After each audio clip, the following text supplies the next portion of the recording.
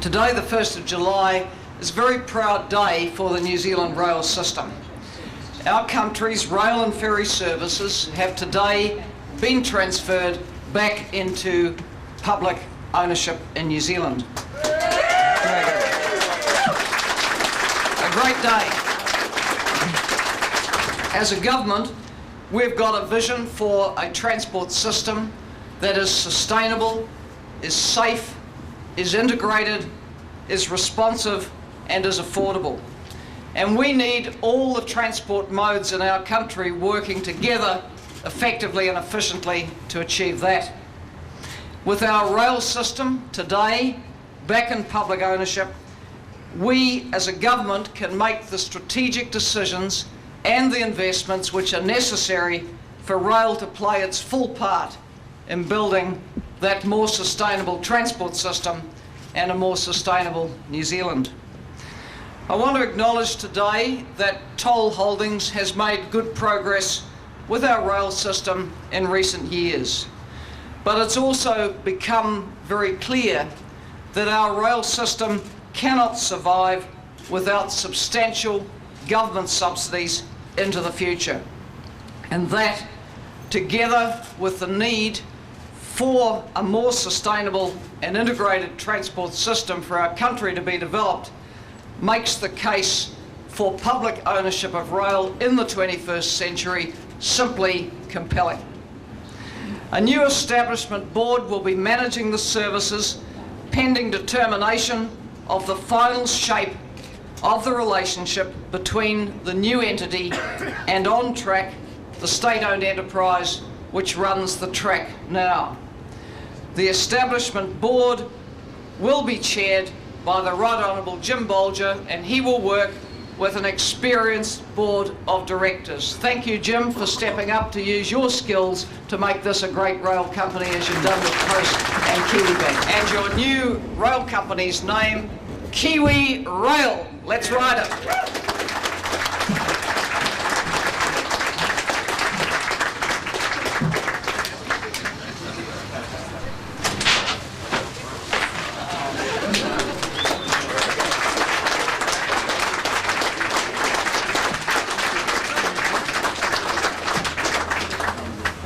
This is a great day for Kiwi Rail, and it's a great day for the nation's economy. We will of course need major investment within the system.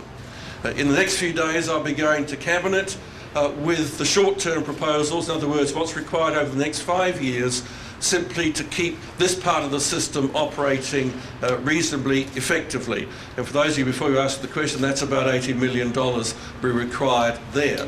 But by the end of this month, going back to Cabinet with a much more expansive investment to upgrade the system, to do the kind of investment which hasn't been done for a very, very long period of time. There are those who see some kind of nostalgia in getting back into rail.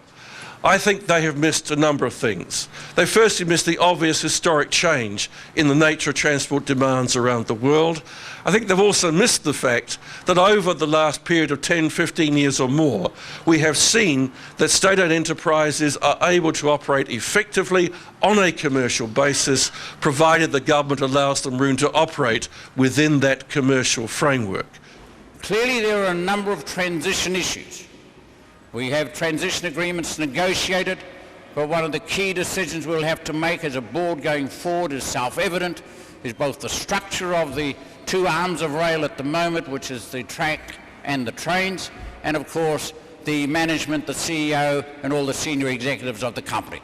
All that's tomorrow, but all hugely important to the successful execution of this exercise. So we've got a lot of work to do. I just want to say one word to those who do the work on the rail system up and down and across New Zealand, the workers in New Zealand Rail, who ultimately, each and every one of them, contribute to the success of rail. And I want to say to those workers that we as a board intend to do what we can to give you a system that you can be very proud to be part of, proud to be a contributor to, and be able to stand tall wherever you are in New Zealand and say proudly, I work for Kiwi Rail and I'm proud to do so. That's what I want New Zealanders who are working in the rail system to be able to do as we move forward. Thank you very much. My special message to all those who'll be working for Kiwi Rail is it's a really proud day for our railway system. We absolutely depend on all the workers who keep and maintain the rail service, and we're looking forward to a great future for rail in the 21st century. A century ago, we completed the main trunk line. That was a huge strategic investment in the future of New Zealand for the 20th century. Now Rail's day has come again, much more fuel efficient, contributes to a sustainable transport system and a sustainable country, and as workers we rely on you to help us make it happen. So let's all work for a great future for Kiwi Rail in the 21st century. In terms of our public passenger arm of rail, obviously the better we can make the locomotives, the better we can make the carriages, the more training and support we give our staff to do a great job, then the more likely it is the travelling public will opt for rail wherever they can. The government's got a huge investment program for rail in Auckland, the double tracking virtually complete, the new stations, the electrification coming, and of course the Auckland Regional Council has the big investment coming in the rolling stock as well. Rail's been a big part of Wellington's transport system and will continue to be, and I'm now starting to see ideas bubbling up from, say, Christchurch as whether a rail line out to those fast-growing towns on the periphery of Christchurch would be a good idea, up to Rangiora, up down to Rolleston for passenger transport. That's entirely possible as the sort of thing we'll talk about this century. With respect to freight, we're expecting the movement of freight in New Zealand to more than double by 2040. Now, if that were to go on the roads, that increase, we wouldn't be safe on them. We'd be investing hugely in rail, and of course the cost in terms of the big carbon footprint, the greenhouse gas emissions from diesel, petrol, oil-based systems would be horrific. So we're looking to our rail system and also to sea freight linking with it to pick up a growing proportion of our freight and of that freight increase coming down the track. So all of this augurs very, very well for rail this century and for a good and strong future for our railways workforce. This is a great day for everybody involved with New Zealand Rail, or as will be known now as Kiwi Rail, as we set out on another stage of the journey of rail in New Zealand. Different journey. We're not looking back, we're not nostalgia, we're saying, look, what is the role that rail can play, everybody who's involved, right across the spectrum of all the companies that are part and parcel of what will become Kiwi Rail. And we need your contribution just as we need the contribution of the senior executives, the CEOs, the ministers who are the shareholders of the new company, the board which I've been honoured to be invited to chair. So there's a big team coming together today to start this journey. Clearly it's very different from when rail started 120 years ago or when rail was privatised, 15, 20 years ago in 1993. What we're seeing now is a world that is desperately concerned about climate change, global warming, burning of fossil fuels. Rail has a tremendous contribution to make to reduce the amount of fossil fuels that New Zealand burns. Rail is a far more efficient transport system to carry large volumes over long distances. It's a very efficient system, of course, to carry people to work every day of the week, which is where the metro systems will continue to contribute and clearly grow. They're growing now, and they'll continue to grow. We're not seeing this as a case of rail and no road transport. We're seeing this as a case of rail and road transport. We're seeing this as New Zealand Incorporated developing the best transport, integrated transport system we can have for our country. There's 4 million proud Kiwis here, and we want to make certain that we have 4 million of them proud of Kiwi Rail as well. So that's the challenge. That's part of the challenge that I and the board have. That's part of the challenge that each and every one of you who work for rail can contribute to. Thank you. I know you'll do your best.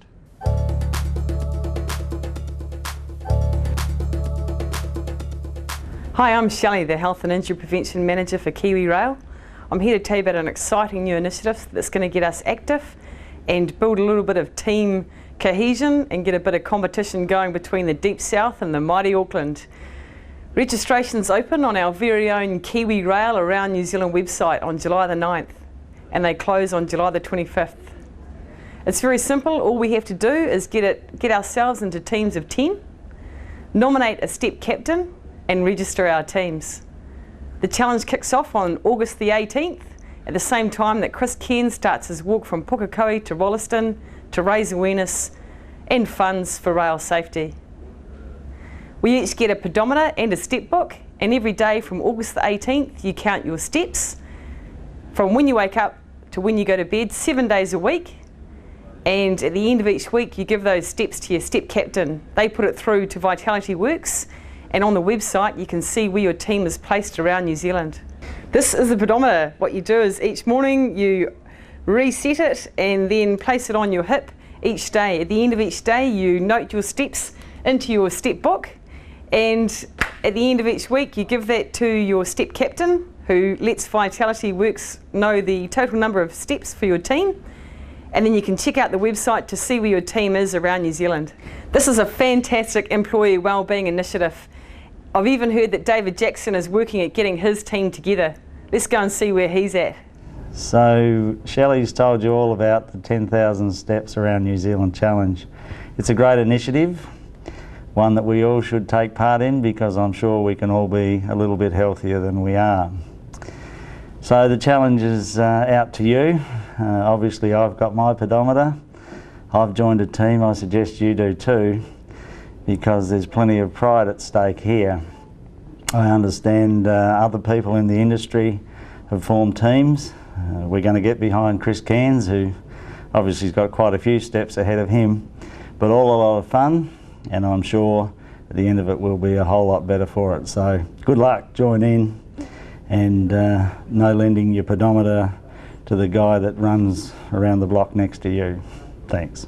As you all know, Chris Cairns is going to be walking from Auckland to Rolleston.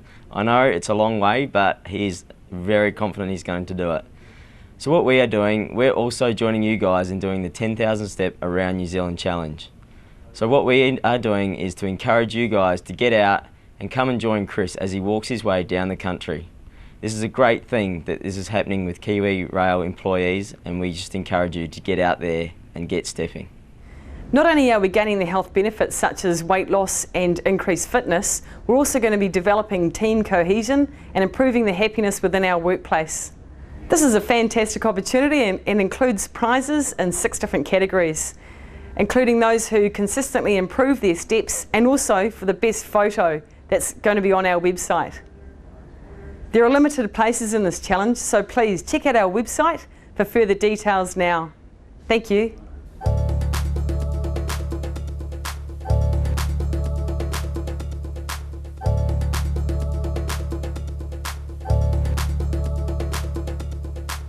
Put it on your hip so it counts the steps for each day, and then I've just forgotten what I was going to say, sorry. When Chris is walking his way down the country, and get out and pay. So am I saying welcome, hello? Right. It's my pleasure this morning. It's my pleasure today. All right.